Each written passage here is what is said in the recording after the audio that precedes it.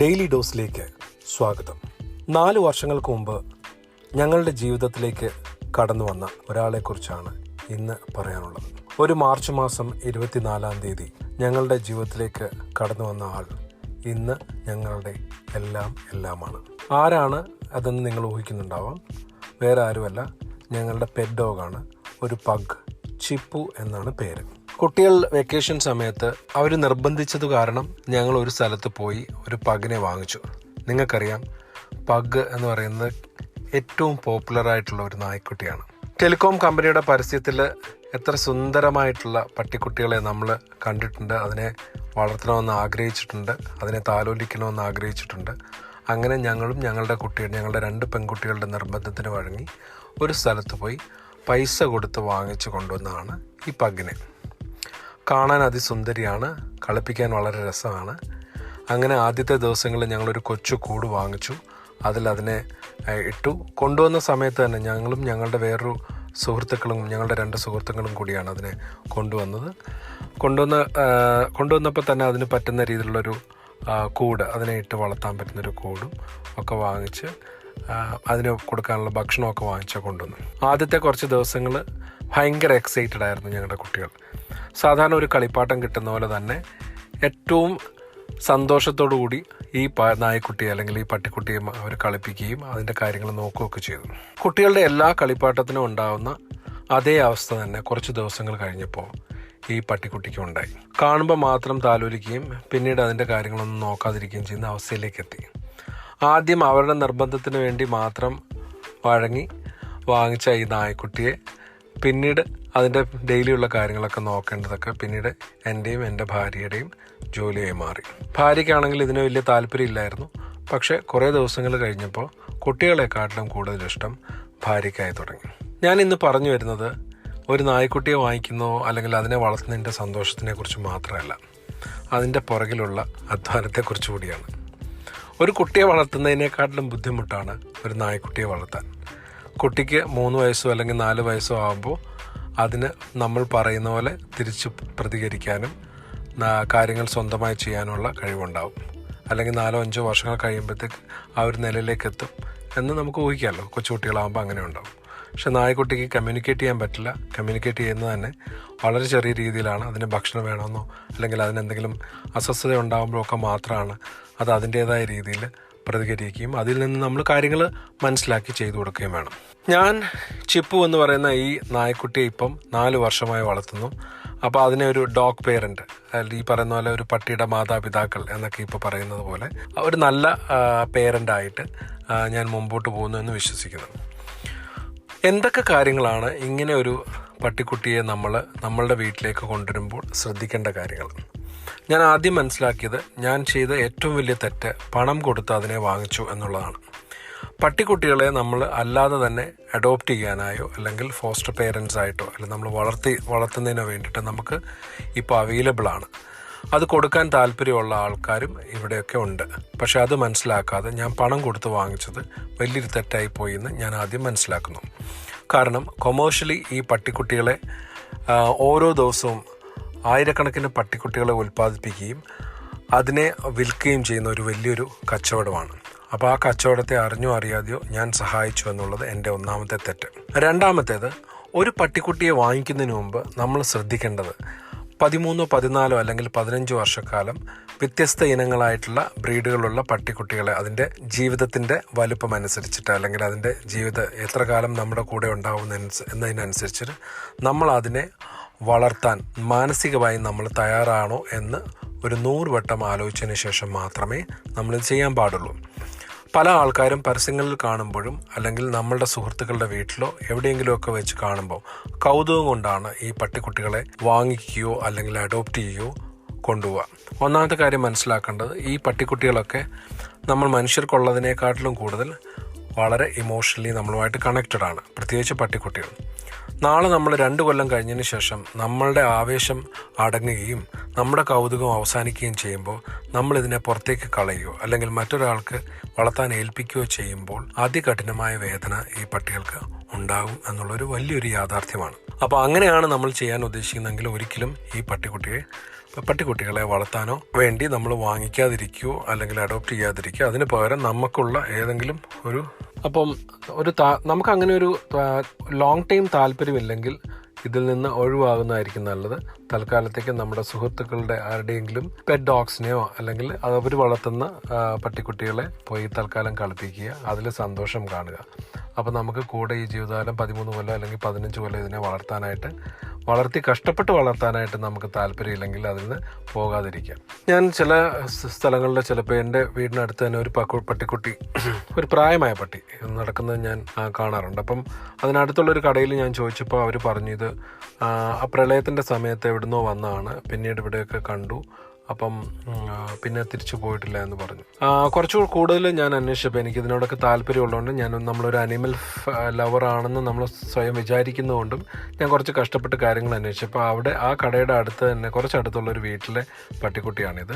അവർക്ക് വേറൊരു പട്ടിയെ അവർ വാങ്ങിച്ചപ്പോൾ ഈ പട്ടി അവർ പുറത്തെടുത്ത് കളഞ്ഞതാണ്. അപ്പോൾ അങ്ങനെയൊക്കെ ചെയ്യുമ്പോൾ നമുക്ക് മനുഷ്യരുണ്ടാവുന്ന പോലെ തന്നെ നല്ല വേദന ഈ പട്ടികൾക്കുണ്ടാവും. അപ്പോൾ അതുകൊണ്ട് താല്പര്യമില്ലെങ്കിൽ ഒരിക്കലും പെറ്റ്സിനെ, പട്ടിയെന്നല്ല ഒരു പെറ്റ്സിനെയും വളർത്താതിരിക്കുന്നത് തന്നെയാണ് നല്ലത്. പിന്നീടുള്ളത് ഇങ്ങനത്തെ ബ്രീഡുകൾ തിരഞ്ഞെടുക്കുമ്പോൾ, പ്രത്യേകിച്ച് പഗ്സ്. ഇപ്പം ഞാൻ വാങ്ങിച്ചിരിക്കുന്നത് പഗ്ഗിനെയാണ്. പഗ്ഗിന് ഭയങ്കര പ്രോബ്ലംസ് ഉള്ള ബ്രീഡാണ്. അതിന് ശാരീരികമായി ഒരുപാട് ആവശ്യതകളുണ്ട്. അതിന് ജനിക്കുമ്പോൾ തന്നെ അതിൻ്റെ ശ്വാസനാളികൾക്ക് പ്രശ്നമുണ്ട്, അതിന് ശ്വസിക്കുന്നതിന് പ്രശ്നമുണ്ട്, അതിൻ്റെ കണ്ണുകൾ പുറത്തിട്ട് തള്ളി വരും. എവിടെയെങ്കിലും പോയി ഇടിക്കുകയൊക്കെ ചെയ്യുകയാണെങ്കിൽ അതിന് കണ്ണ് പുറത്തേക്ക് പോപ്പ് ചെയ്ത് പുറത്തേക്ക് വരുന്നൊരവസ്ഥയുണ്ട്. മൊത്തത്തിൽ അതിന് ഒരുപാട് ആരോഗ്യ പ്രശ്നങ്ങളുണ്ട്. അപ്പം പ്രത്യേകിച്ച് ഇങ്ങനത്തെ ജീവിത ചെലവുകൾ ഒരുപാട് കൂടുതലുള്ള സമയത്ത് ഇങ്ങനത്തെ ബ്രീഡ്സിനെ നമ്മൾ സെലക്ട് ചെയ്യുമ്പോൾ, ഇങ്ങനത്തെ പട്ടിക്കുട്ടികളെ നമ്മൾ വളർത്താൻ ഉദ്ദേശിക്കുമ്പം അതിൻ്റെ ഒരു ചിലവും അതിഭീമമായിരിക്കും. അതിനെ നോക്കാനും അതിനെ വെറ്റിനറി ഹോസ്പിറ്റലിൽ കൊണ്ടുപോകാനുമുള്ള ചിലവുകളൊക്കെ വളരെ കൂടുതലായിരിക്കും. അപ്പോൾ അത് രണ്ടാമത്തെ കാര്യം. ഇങ്ങനെയുള്ള ജീവിത ചെലവുകൾ ഭയങ്കര കൂടുന്ന സമയത്ത് അതിനെ വളർത്താനായിട്ട് പിന്നീടൊരു കുറച്ച് പൈസയും കൂടെ സ്പെൻഡ് ചെയ്യും എന്നുള്ളത് മനസ്സിലാക്കി വെക്കുക. വളരെ സമയം വേണ്ട ഒരു കാര്യമാണിത്. അതായത് അതിനു വേണ്ടി കുറച്ച് സമയം നമ്മൾ എല്ലാ ദിവസവും സ്പെൻഡ് ചെയ്യുക. നമ്മൾ അതിനെ നടത്താൻ കൊണ്ടുപോകുക, അതിനോട് കാര്യങ്ങൾ പറയുക. ഇതൊന്നും നമ്മളോട് സംസാരിക്കുകയൊന്നും ഇല്ലെങ്കിലും നമ്മൾ സംസാരിക്കുന്ന എല്ലാ കാര്യങ്ങളും അത് വളരെ ശ്രദ്ധയോടുകൂടി കേട്ടുകൊണ്ടിരിക്കും.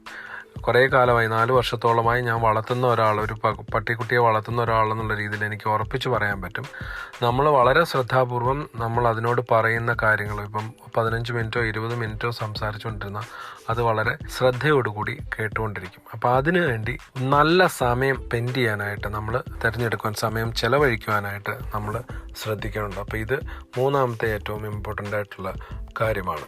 അതുകൂടാതെ ഉള്ള കാര്യമാണ് അതിൻ്റെ കാര്യങ്ങൾ നോക്കാനായിട്ട്, സ്വന്തമായിട്ട് നോക്കാനായിട്ട് ട്രെയിൻ ചെയ്യുക. അപ്പോൾ അതിന് പോട്ടി ട്രെയിനിങ് കൊടുക്കണം, ഇങ്ങനെയുള്ള കാര്യങ്ങൾ. നിർഭാഗ്യവശാൽ എനിക്ക് ആദ്യം അതിന് പറ്റിയില്ല. അപ്പോൾ അതുമായിട്ടുള്ള ബന്ധപ്പെട്ട കാര്യങ്ങളെല്ലാം ഇപ്പം ഞങ്ങളുടെ കുടുംബത്തിലെ എല്ലാവരും കൂടെ ചേർന്നാണ് ചെയ്യുന്നത്. മക്കളും അതിൽ കൂടും, എൻ്റെ ഭാര്യയും കൂടും, ഞാനും കൂടും.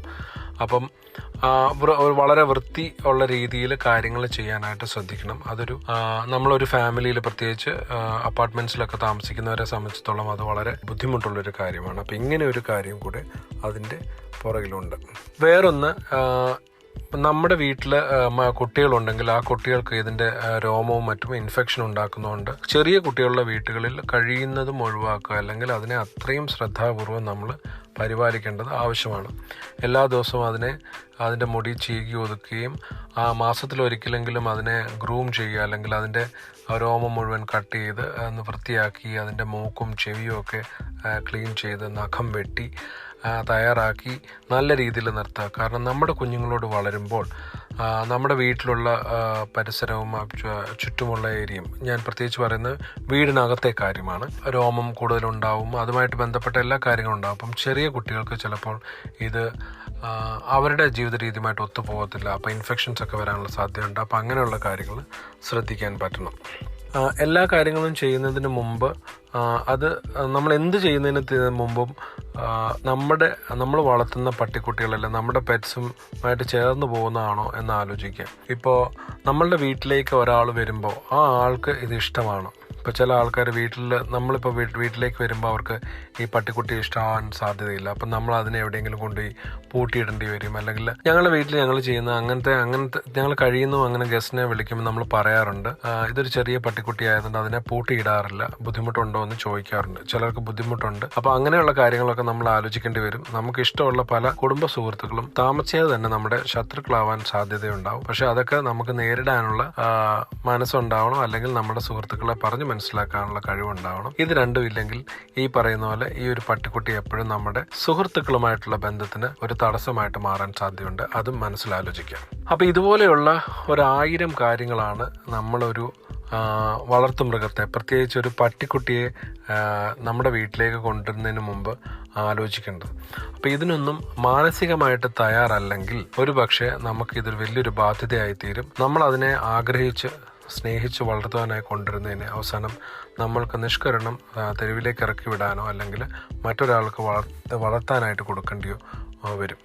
പ്രായമാകും തോറും പട്ടിക്കുട്ടിയുടെ ചാമൊക്കെ ചിലപ്പോൾ നഷ്ടപ്പെടാം. അത് നമ്മൾ മനുഷ്യരെ പോലെ തന്നെ കുറേ കഴിയുമ്പം അത് ശരീരം അനങ്ങാൻ പറ്റാത്ത അവസ്ഥ വരാം, അസുഖങ്ങൾ വരാം. ആ സമയത്തൊക്കെ നമുക്കിതൊരു ഹൃദയവേദനയോടുകൂടി നമുക്കിതിനെ കണ്ടുകൊണ്ടിരിക്കാൻ പറ്റുള്ളൂ. ഈ പ്രത്യേകിച്ച് നായ്ക്കുട്ടിയൊക്കെ പട്ടിക്കുട്ടിയൊക്കെ വളർത്തിയിട്ടുള്ള ആൾക്കാരുടെ അനുഭവം വെച്ചിട്ട് ഏറ്റവും ദാരുണമായ കാര്യം അതിൻ്റെ അവസാന നിമിഷങ്ങൾ നമ്മൾ കാണേണ്ടി വരിക എന്നുള്ളതാണ്.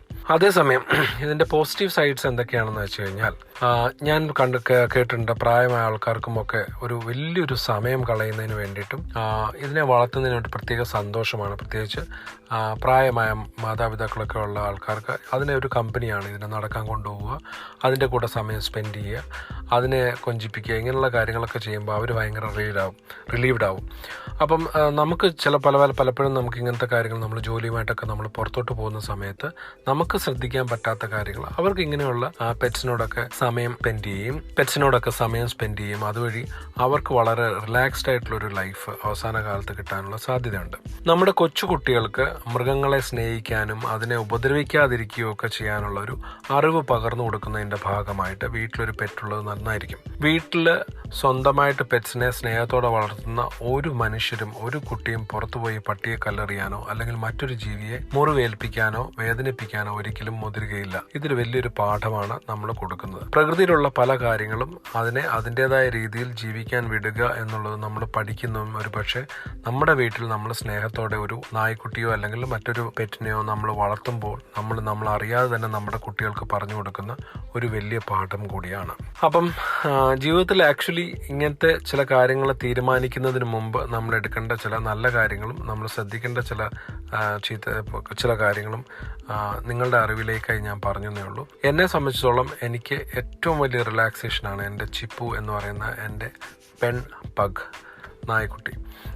എനിക്ക് ഭയങ്കര ഇഷ്ടമാണ്. എൻ്റെ എല്ലാ കാര്യങ്ങളും ഞാൻ ഈ പറയുന്ന പോലെ എല്ലാ കാര്യങ്ങളും ചെയ്യുന്നതിന് മുമ്പ് അതിനോട് ഇഷ്ടമുള്ള കാര്യങ്ങളാണ് ചെയ്യുക. അതിപ്പോൾ ഭക്ഷണമാണെങ്കിലും ഞാൻ നടക്കാൻ പോകുമ്പോഴും അതിനെ പുറത്ത് കൊണ്ടുപോകുമ്പോഴും ഒക്കെ ഞാൻ അതുമായിട്ട് ഞാൻ അതിന് ഇഷ്ടപ്പെടുന്ന കാര്യങ്ങൾ ചെയ്യാനായിട്ട് ശ്രമിക്കുകയും ഞാൻ അതിനെ വളരെ നന്നായിട്ട് സ്നേഹിക്കുകയും സംരക്ഷിക്കുകയും ചെയ്യുന്നുണ്ട്.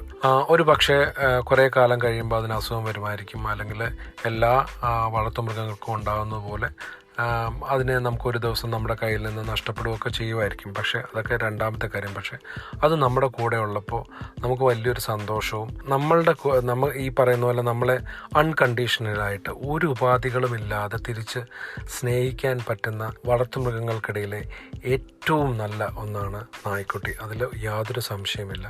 അപ്പം എന്നെ സംബന്ധിച്ചോളം ഞാൻ ഈ പറഞ്ഞതുപോലെ കുട്ടികളുടെ നിർബന്ധത്തിന് വഴങ്ങിയാണെങ്കിൽ പോലും ഞാൻ ഈ നായ്ക്കുട്ടിയെ എൻ്റെ വീട്ടിലേക്ക് കൊണ്ടുവന്നത് ഒരു മോശം കാര്യമായിട്ട് തോന്നുന്നില്ല. ഞാൻ ആദ്യം സൂചിപ്പിച്ചതുപോലെ ഞാനൊരു 10-14 വർഷം അല്ലെ 15 വർഷം ഞാൻ അതിനെ സംരക്ഷിക്കാനായിട്ട് ഞാൻ മനസ്സുകൊണ്ട് തയ്യാറായി അതിനെ സ്നേഹിച്ച് മുൻപോട്ട് പോവുക തന്നെ ചെയ്യും. ഈ ഒരു വിഷയം നിങ്ങൾക്ക് എങ്ങനെയാണ് നിങ്ങളുടെ ജീവിതത്തിൽ പ്രയോജനപ്പെടുക എന്നുള്ളതിനെക്കുറിച്ച്, അല്ലെങ്കിൽ നിങ്ങൾക്കിതുപോലത്തെ ജീവിതാനുഭവങ്ങൾ ഉണ്ടെങ്കിൽ ദയവായി എന്നെ അറിയിക്കുക. ഒരിക്കൽ കൂടി നല്ലൊരു ദിവസം ആശംസിച്ചുകൊണ്ട് നിർത്തട്ടെ.